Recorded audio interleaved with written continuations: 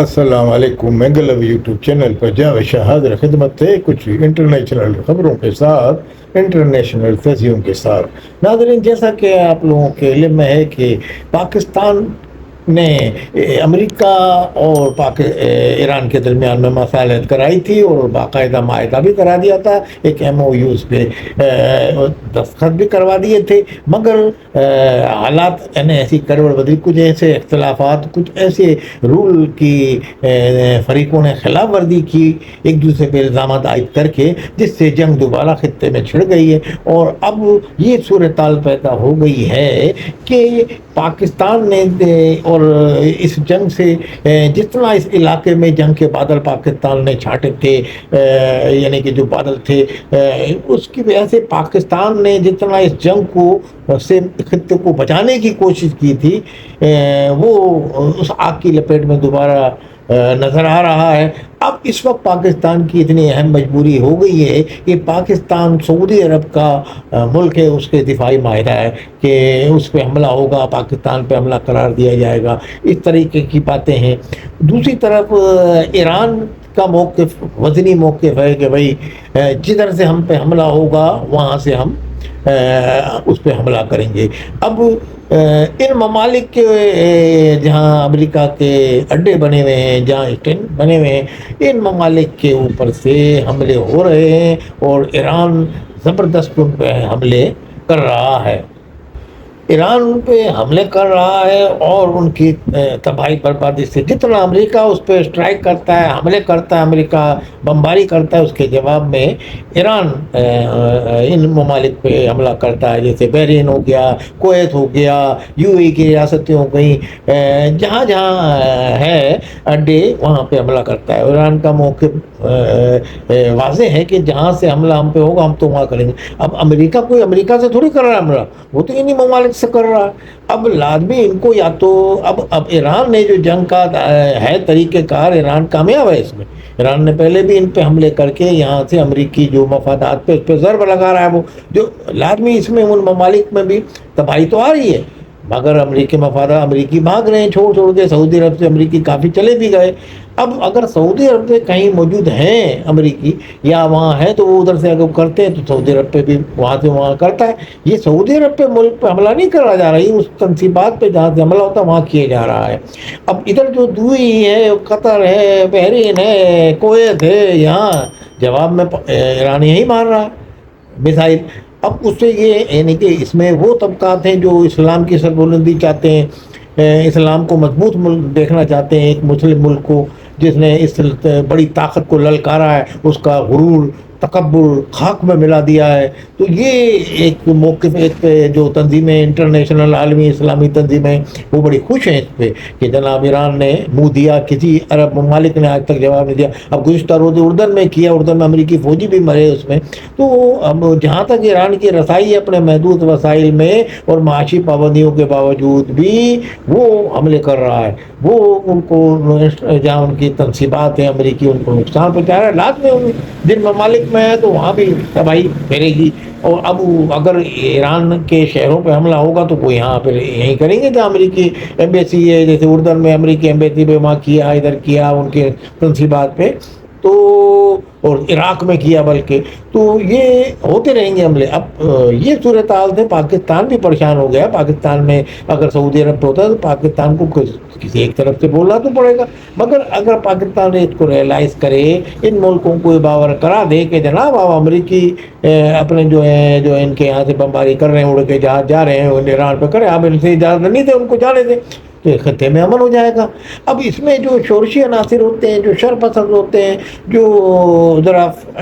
فرقہ واریت یعنی ذہنیت رکھتے ہیں، تو وہ اس میں پھیلا رہے ہیں کہ ایران کو شکست ہو رہی ہے، اب امریکہ مار رہا ہے، تباہ ہو جائے گا ایران۔ تو بھائی ایسا نہیں ہے، ایران نے بھی اتنی عرصے سے تیاری کی ہوئی ہے، اور وہ جو ہے وہ عالمی اسلام کے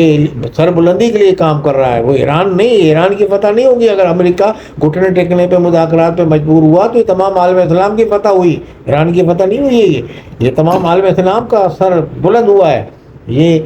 امریکہ نے جو مذاکرات کیے گزشتہ دنوں، اب امریکہ بوکھلا کے دوبارہ حملے کر رہا ہے، جو بھی کر رہا ہے، پھر یہ مذاکرات کی ہی ٹیبل پہ آ کے بیٹھے گا، جس کے لیے پاکستان کے جناب فیلڈ مارشل عاصم منیر صاحب نے کوششیں کر دی ہیں تیز، اور آج ہی ان کا وزارت داخلہ کا وفد پاکستان آئے گا۔ اب یہ صورتحال تو سنگین ہے اور گمبھیر بھی ہے، کیونکہ پاکستان کے اب کویت نے بھی امریکی جو اڈے تھے ان پہ امریکہ کو دیکھ لیا، انہیں وہ ہماری حمایت نہیں کر سکتا، تو اور یہ یو اے کی ریاستیں یہ دیکھتے ہوئے کہ ہماری حمایت امریکہ نہیں کر پا رہا، ہماری حفاظت نہیں کر پا رہا، ہمارا دفاعی طور پہ نظام فیل ہو رہا ہے اور ہمارے ملک میں تباہی بربادی پھیل رہی ہے، تو اس بنیاد پہ انہوں نے پاکستان سے رجوع کیا ہے۔ اب کویت نے بھی خبریں ایسی ہیں کہ ذرائع بتاتے ہیں، کچھ ایسی سوشل میڈیا پہ خبریں آئیں کہ کویت نے رجوع کیا پاکستان سے کہ ہمارے دفاعی نظام کو آپ سنبھالیں، آپ ہمارا دفاع کریں، تو لازمی اب اگر کویت کا پاکستان دفاع کرے گا تو ایران تو حملہ نہیں کرے گا۔ ایران کو تو صرف یہ ہے کہ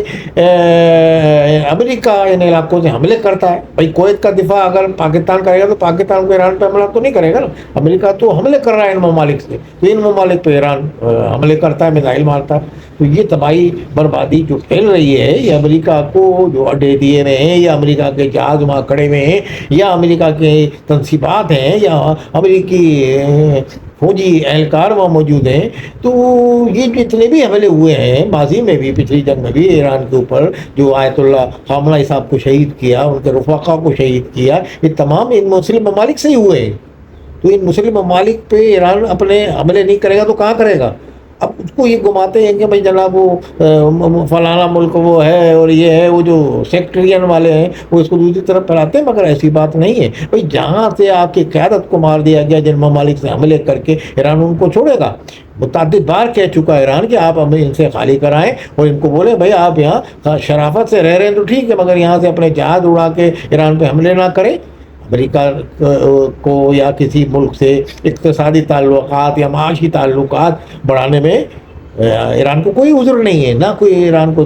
کو تو یہ ہے عذر ایران کا جو ہے کہ وہاں سے ہمارے ملک پہ حملے کیے جا رہے ہیں اور آپ لوگ خاموش بیٹھے ہیں، اسرائیل کے جہاز وہاں سے گزر کے آپ کی حدود میں سے آ جاتے ہیں، مسلم ممالک کے اوپر سے اڑتے ہوئے آ کے حملے کرتے ہیں، آپ کچھ نہیں کر سکتے۔ ایران کے جہاز کو، میزائل کو روکنے کے لیے آپ کے پاس